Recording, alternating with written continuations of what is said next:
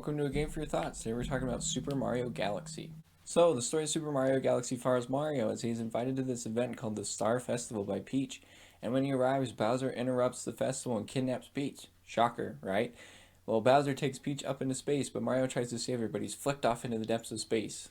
There, he's picked up by this hot girl named Rosalina. She's basically Peach, but she's a lot hotter, and she lives in space.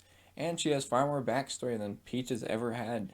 Rosalina was actually one of my favorite parts about this game because she was such a cool character and her backstory was actually really cool. And she just is super hot. I mean, yeah, why not? So, once Mario meets up with her, it's up to him to collect power stars all across the galaxies in the universe to power up Rosalina's spaceship so he can fly to the center of the universe and save Peach. And that's basically it. That's the basic plot of Mario Galaxy. There really isn't much to it. But really, who comes to a Mario game for the story? I'll come here for the gameplay because that's what makes Mario what it is. So Super Mario Galaxy takes the Mario formula and turns it around, literally and figuratively. Mario Galaxy does a lot of things with the space theme. It does a lot of things really awesome and it does a lot of things very okay. My biggest complaint was the way that gravity and the camera kind of worked. The camera would be on like some really weird angles based on the gravity of the planet. So I felt like I was playing a lot of the game and my head was kind of like tilted like this the whole time while I was playing. And it was kind of weird dynamic that I wasn't really a fan of. My neck got really tired of playing like this for long periods of time. Wasn't very comfortable.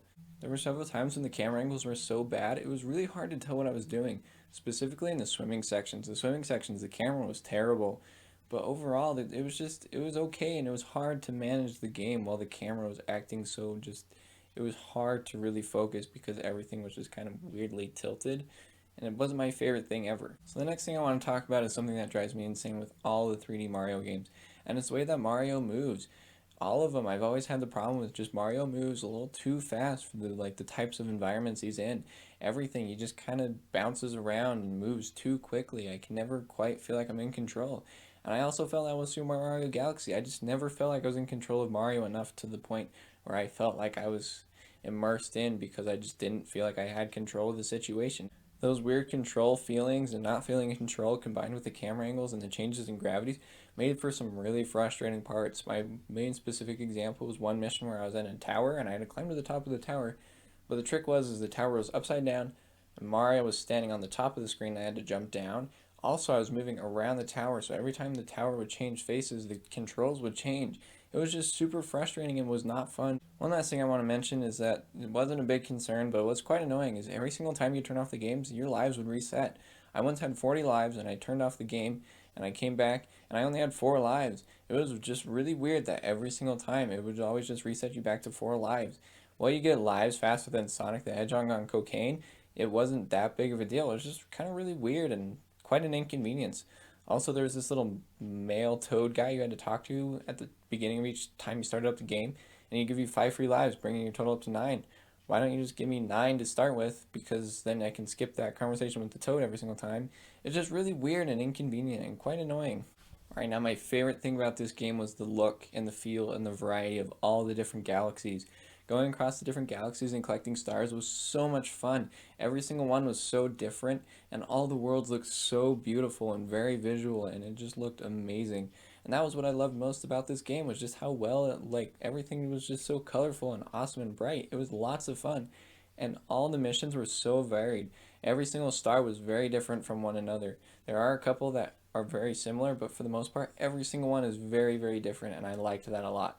It made each mission very unique and quite an enjoyable experience overall. With this game being a Wii game, though it has Wii graphics, everything was not always the roundest. Everything was sometimes pretty sharp, specifically the character models. Sometimes even Mario was very, very sharp and not very well rounded. It was just the Wii graphics, it was the capabilities of the console, but now it just looks pretty dated and not the best to look at. But overall, just the world and the galaxies and the environments you're in are the most detailed parts, and they definitely show they look the best, and they're my favorite things in the game. In the end, while the credits were rolling for Mario Galaxy, I realized what a fun, cinematic, and amazing adventure I'd been on. While I did have those big complaints, there were big issues the whole time. When I'm thinking back on my experience, it was actually overall really positive. I had such a great time, and I couldn't wait to dive back into Mario Galaxy every time I had to turn it off. It was really enjoyable overall. While those things were very inconvenient and not my favorite things on the planet, it was still a very, very good time that I would absolutely recommend Mario Galaxy to a Mario fan, those who like a great platformer, or those who like the cool dynamics of space and just space in general. You're going to have a good time, and the visuals are absolutely my favorite part. Rosalina was a great addition to the Mario universe, and I absolutely think this is a Mario game worth checking out. So that's my review for Mario Galaxy. I hope you had kind of the same thoughts as I had. Reading over this, I realized that it was kind of not the most positive thing ever, but I actually wanted to just address these things because of the way I felt. So hopefully you had the same opinions and thought as I did. If not, let me know. Let's hear about it. I want to know what you think about Mario Galaxy, so let me know down below. And while you do that, you can hit the like, the subscribe, and the bell to get notified every time I post a new video. That'd be awesome. So thank you so much for watching. We'll catch you next time on A Game for Your Thoughts.